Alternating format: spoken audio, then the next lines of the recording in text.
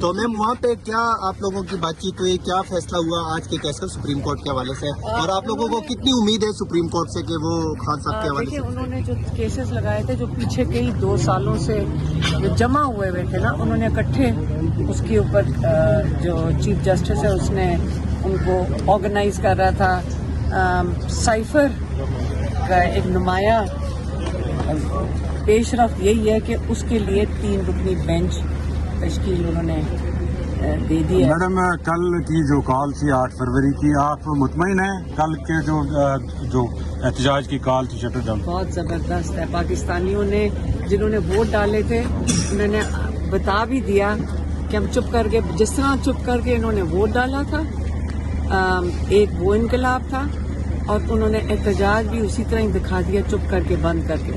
حالانکہ لوگوں پہ پریشرائز کیا جا رہا تھا, دھمکیاں دی جا رہی تھی کہ اگر کسی دکان, پہلے یہ کہتے ہیں کہ بند کرو چیزیں, اب کہتے ہیں وہ گھر میں بیٹھو, جب گھر میں بیٹھتے ہیں تو کہتے ہیں باہر نکل آؤ. یہ دھمکیاں تھیں. تو ماشاءاللہ ایک چیز تو سمجھ آ گئی نا, پاکستانی جو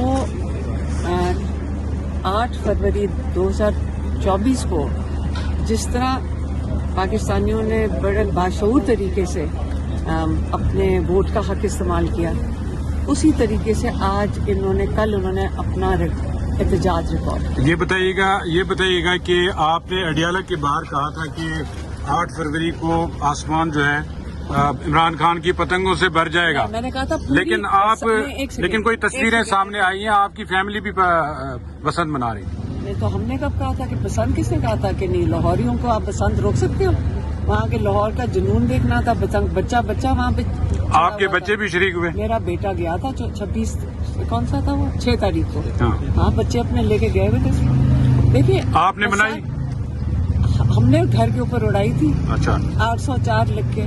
اچھا. ہم نے گھر پہ اڑائی تھی. وہ تو جنونی ہے. میرا بڑا والا جو بیٹا ہے وہ تو بچوں سے زیادہ, جو بچپن سے عمران خان کی ویڈیو نہیں ہوتی جس کے اندر عمران سے بچہ پوچھ رہا ہے, وہ 4 سال کا تھا, تب سے جنون میں ساتھ جاتے تھے.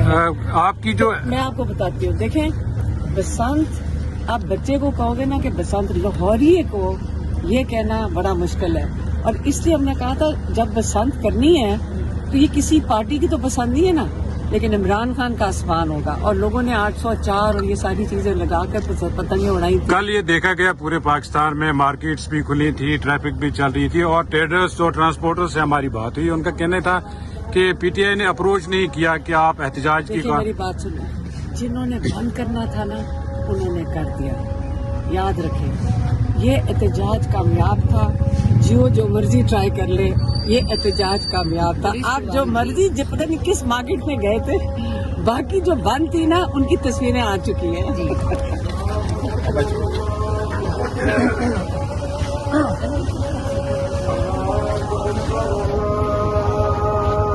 چند باتیں سامنے آئیں. ایک تو ہم نے جو ہمارے میڈیا نیوز تھی, میڈیا رپورٹس تھی, ہم نے اس کو کنفرنٹ کیا, اور ان رپورٹس میں یہ چیز بڑی واضح تھی کہ پی ٹی آئی کا جو پروٹیسٹ تھا, پیسفل پروٹیسٹ, 26 اور 27 کی درمیانی رات کال آف ہو چکا تھا تمام پاکستان میں, اور 27 کی صبح کو تو پروٹیسٹ کا سوال ہی پیدا نہیں ہوتا. اور یہ بات بارہا ہم نے اس کے سامنے پیش کی, جیسا آپ کے سامنے ہم نے سب کو نیوز رپورٹس چلائیں مختلف چینلز کی, جن میں یہ بات واضح طور پہ تھی کہ تمام جو مظاہرین ہیں ڈسپرس ہو چکے 26 اور 27 کی درمیانی رات کو ہی, اور مزید پروٹیسٹ بھی کال آف ہو چکا تھا. لہٰذا 27 کی صبح کسی قسم کا وقوع ہونے کا سوال ہی پیدا نہیں ہوتا.